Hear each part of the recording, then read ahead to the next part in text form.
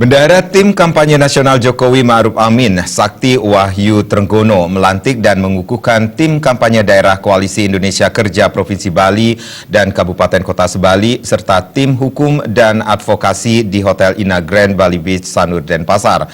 Dalam pemilihan Presiden tahun 2019 mendatang, Tim Kampanye Nasional Jokowi Ma'ruf Amin menargetkan Bali bisa menang besar untuk membawa Jokowi Ma'ruf Amin menjadi Presiden dan Wakil Presiden Republik Indonesia periode 2019-2024.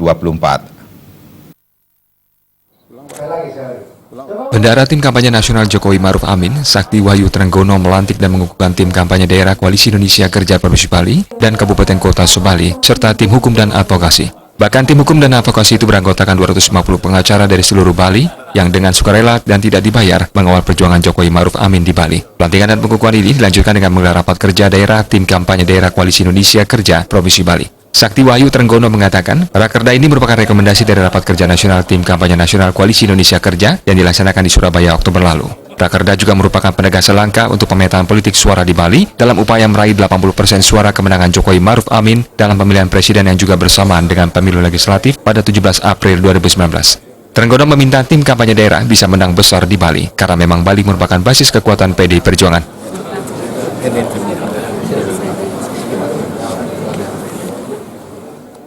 Semua lebih kepada konsolidasi. Jadi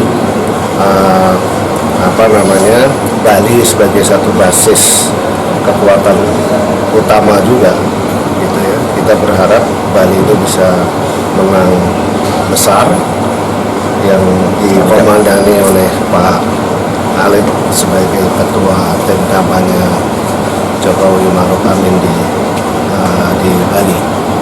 Jadi penekanannya lebih kepada konsolidasi.